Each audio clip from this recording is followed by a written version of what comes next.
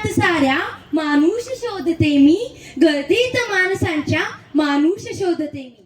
नमस्कार सर्वांना. आज मी आपल्या समोर एक कथा घेऊन आली आहे. माझ्या कथेचे शीर्षक आहे हरवण्याचा शोध. दरवाजा अर्धवट उघडाच होता.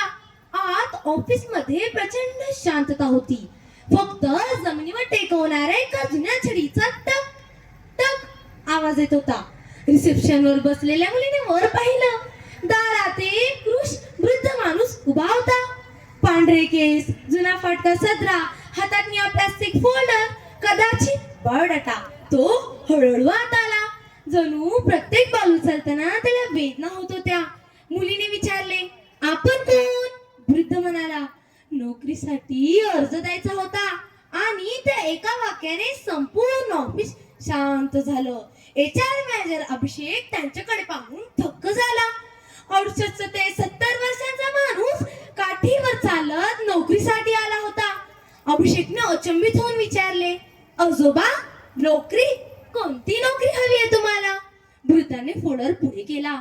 हात थरथरत होते. काही काम चालेल बेटा, मी शिकून घेईल.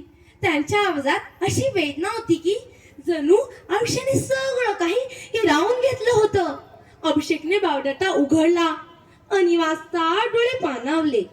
बायोडाटा: नाव सुरेश पाटील, वय 69 वर्ष, शिक्षण 12वी पास, अनुभव 32 वर्ष सरकारी शाळेत शिपाई, शाळा उघडणे, साफसफाई, मुलांना मदत, चहा पाणी, निवृत्ती 9 वर्षांपूर्वी. पण शेवटची ओळ वाचून अभिषेक थबकला. पेन्शनचे पैसे फसवणुकीने गेले. घरात कुणीही कमवणारे नाही. 2 नातवंडे शाळेत आहेत. सुनेची तब्येत बिघडलेली.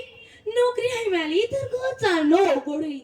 अभिषेकने त्यांच्याकडे पाहिलं. त्या डोळ्यात आशा नव्हती, फक्त विवंचना होती. आत ऑफिस मध्ये कुजबुज सुरू झाली. या वयात नोकरी? आता काम करून काय करणार? चारती थोडी चालली इथे. पण अभिषेकच्या डोळ्यासमोर त्याच्या वडिलांचा चेहरा आला. जर माझ्या बाबांवर कधी अशी वेळ आली तर? त्याचं मन ढळून निघालं. तो म्हणाला, आजोबा, बसा ना, थोडासा इंटरव्ह्यू घेऊया. वृद्ध थोडा गोंधळला. बेटा, इंटरव्ह्यू नको, फक्त काम दे. मी सगळ्यात आधी आणि खूप मेहनत करीन. अभिषेक हसला. ठीक आहे, पण सांगा ना, नोकरी का हवी आहे? ते ऐकून वृद्धा सगळा भरून आला. बायको गेली 3 वर्षांपूर्वी. मोठा मुलगा ट्रक अपघातात गेला. सून एकटीच आहे. पेन्शनचे पैसे लहान भावाने फसवून घेतले. केस चालू आहे, पण न्याय कुठे इतक्या लवकर मिळतो? घरात धान्यही राहिले नाही. शेजाऱ्याकडून उसनं मागितलं तेव्हा खूप अपमानित वाटलं होतं. त्यांचे डोळे पाणावले. म्हणूनच बेटा, नोकरी हवी आहे, कोणतीही. अभिषेक गप्प झाला. मग तो थेट मीरा मालकीन यांच्याकडे गेला. सगळं सांगितल्यावर मीरा म्हणाल्या, अभिषेक, अशा लोकांना पण विसरतो, काहीतरी करायला हवं. अभिषेक म्हणाला, मॅडम, त्यांना दया नको, सन्मान हवा आहे. मीरा म्हणाल्या, ठीक आहे, ऑफिस असिस्टंटची नोकरी द्या, हलके फुलके काम द्या आणि प्रत्येक महिन्याला थोडं जास्त पेमेंट देऊया. पण त्यांना असं वाटलं पाहिजे की हा त्यांचा कष्टाचा पैसा आहे, मदत नाही. जेव्हा दोघे बाहेर आले तेव्हा वृद्ध आजोबा हातात फोल्डर घट्ट धरून उभे होते. मीरा हसून म्हणाल्या, सी सुरेश पाटील. वृद्ध डचकून उभा राहिला. तुमची नियुक्ती झाली आहे. क्षणभर त्यांचा विश्वासच बसला नाही. खरंच त्यांच्या डोळ्यातून आनंदाश्रू वाहू लागले. हो आजोबा, उद्यापासून काम सुरू. छातीशी फोल्डर घट्ट धरून आजोबा रडू लागले. बेटा, आज माझं घर तुम्ही उजावून टाकलं. अभिषेक म्हणाला, आता तुम्ही आमच्या ऑफिसचे आजोबा आहात. दुसऱ्या दिवशी आजोबा स्वच्छ कुर्ता घालून आले. पाणी ठेवणे, फाईल्स नेणे, झाडांना पाणी देणे, हे सगळं काम ते प्रेमाने करत होते. 1 महिन्यानंतर पगार मिळाला. 8,000 रुपये अधिक 3,000 बोनस.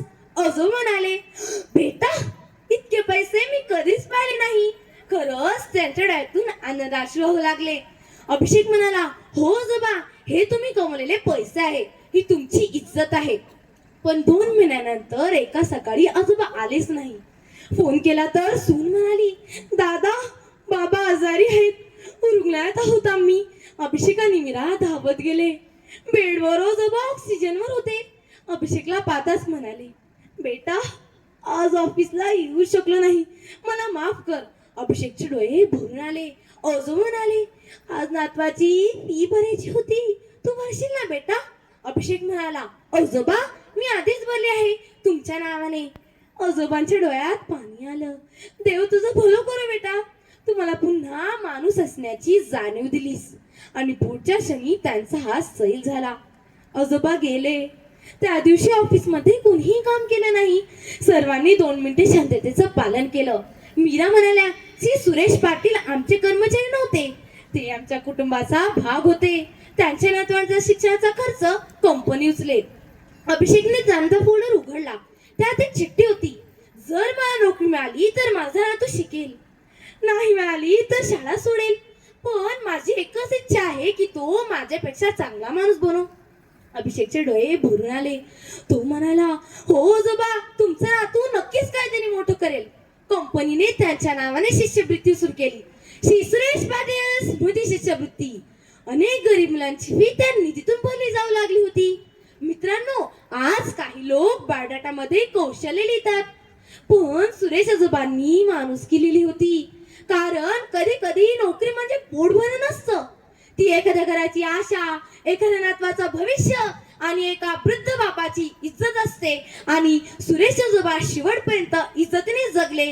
आज आपणही कुणाच्या आयुष्यात अभिषेक आणि मी राहून खऱ्या माणुसकीचे दर्शन देऊ शकतो.